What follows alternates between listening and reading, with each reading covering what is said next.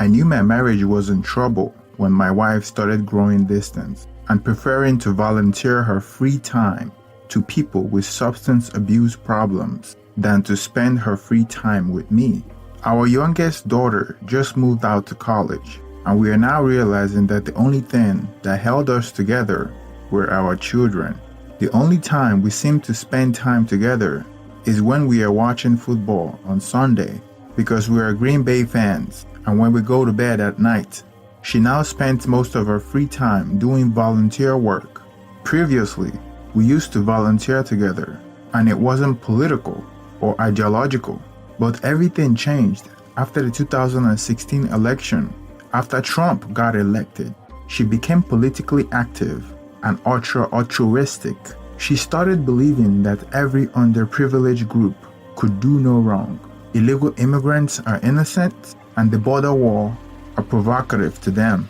People in prisons are victims of their environment, and the lack of opportunity is the reason why they are in prison. Every minority group is oppressed, and etc. This almost happened at the flip of a switch. I am really not political, and it wasn't something that we really cared about prior. So I no longer recognize that woman that I fell in love with 23 years ago. She gave me a shock of my life when I caught her in bed with a younger man with a felony record for crimes that span the state. Let me give a context to my story. I am a 44-year-old man, and my wife is 44 as well. We have 2 children together, a 21-year-old and a 19-year-old. My wife was born in California.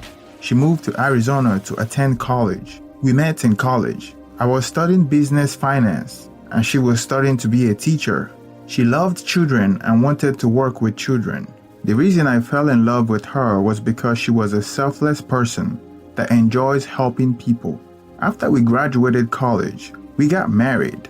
I got a job at a bank, and she became an elementary school teacher. For the entirety of our marriage, I was the breadwinner.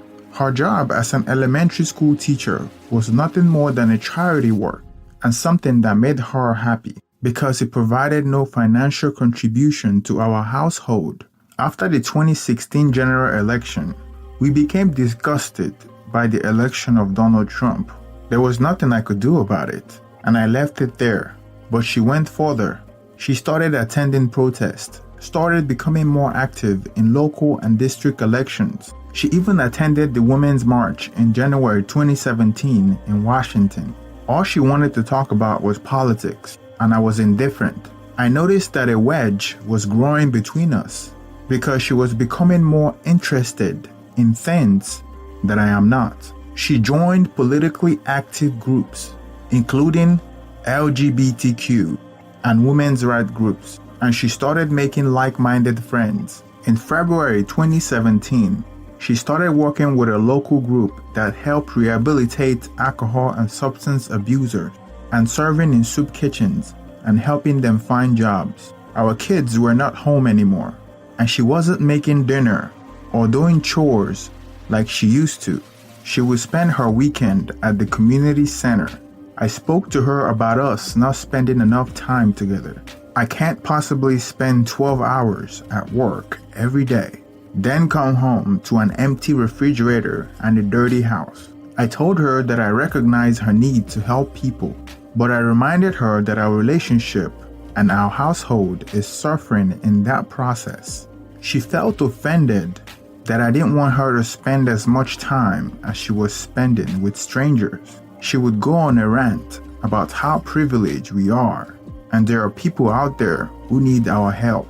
I reminded her that she's privileged because I work hard to pay for everything, and the least she could do is to spend time with me instead of complaining that I am privileged. If I wasn't hard at work, but instead spending time with substance abusers, then she can bet that she wouldn't have anybody to buy her a house or a car or all the nice things that made her feel privileged. She went on about how money is not everything. I told her that it was easy for her to say because I'm the only one contributing to the household. That sort of argument created further rift in our relationship. After that day, she refused to sleep in the same bed with me. She started sleeping in another one of our bedrooms. Sometimes she ignores me and won't speak to me unless she wants something. It was almost like we were roommates. She shut down every attempt I made to reconcile. For whatever reason, she thought I offended her. After a few weeks of her not wanting to spend time or sleep in the same room with me, I began to accept the reality of my situation.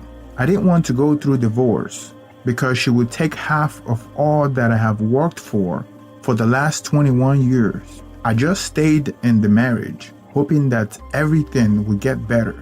August 4th, 2017. I will always remember that day. It was a Friday, and I just finished a meeting with my direct reports, and I was heading to my office when my secretary informed me that a process server dropped something up for me. I could see by the look on her face that something wasn't right. When I looked at the paper, it appears that my wife had sent the process server to serve me at work. It was completely unnecessary for her to embarrass me at work. I felt like I have done nothing to deserve such treatment. I called her several times and she didn't respond. While I was driving home, I called my oldest son and told him what was going on with his mom. When I got home, I was irate and we got into a heated argument about the divorce. She accused me of trying to turn the kids against her. She accused me of being a monster and that I was hateful and didn't care about anybody but myself, and that her eyes have recently opened about how cruel I was. It was so frustrating to listen to half the stuff she was saying. She told me that the marriage is over and all she wanted to talk to me about was how much I owe her and what she deserved. That really flipped a switch in me, and I slapped her. I was hoping that it would snap her back to her senses. She went into the room, locked the door, and called the police. The next thing I know, the police showed up on my door, and I was asked to leave the house for 24 hours. The following day, I hired a divorce lawyer. When I went back home to take my stuff, she served me with a temporary restraining order, as if I was an abuser.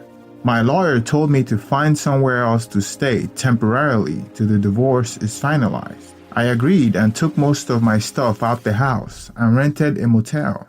2 days later, I decided to go back home and get some clothing that I forgot. When I got to my house, my soon-to-be ex-wife was home. I sneaked in through the back door and was quietly heading to my room when I suddenly heard some moaning coming from my room.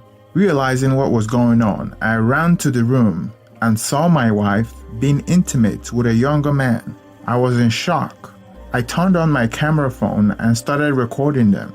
My soon-to-be ex-wife covered herself. The young man started putting his clothes on slowly. He had no fear, no shame, and wasn't even rushing to cover himself. I instigated a fight with him. Even though he was bigger than me, I managed to overpower him. I hit him with everything that I could get my hands on.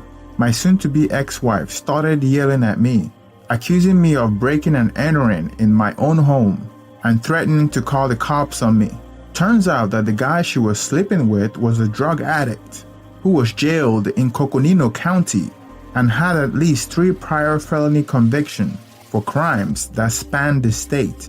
After finding out that she was sleeping with another man before the divorce is finalized, I realized that she may have been having an affair with the felon all along, which might be the reason why she has been acting irrational.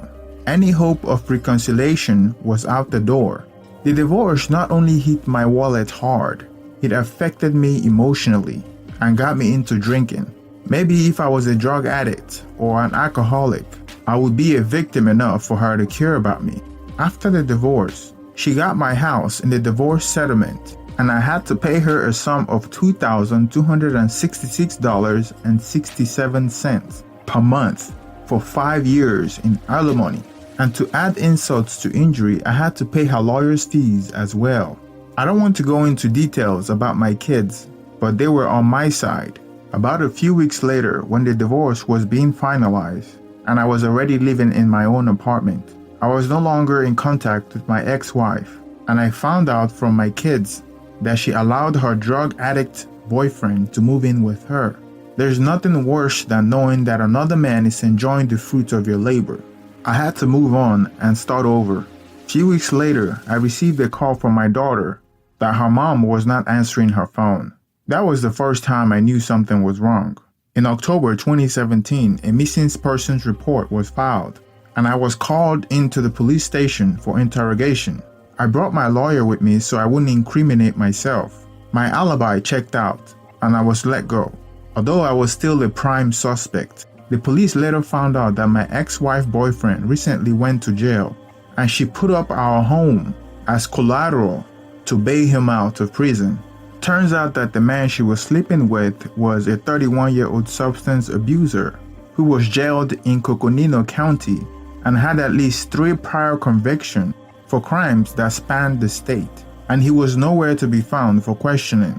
So they weren't sure if he was a suspect or a victim. There was a community-wide search for her, and I refused to join the search, which in hindsight made me appear as a suspect. We later received the news that my ex-wife boyfriend was stopped by a traffic police while driving her blood-stained car. He was arrested and interrogated. Come to find out, she had bailed him out of jail recently by putting up the house she got in the divorce settlement as collateral. He stabbed her multiple times and he ran her over with her own car because she was trying to set boundaries to ensure that he sought help for substance abuse and to get a job. During her funeral, her sister was quoted as saying that she had this flawed belief that anybody could be rescued with enough kindness and compassion, and why that serves the kids she thought and the underprivileged she advocates for. Unfortunately, with her murderer, it cost her her life.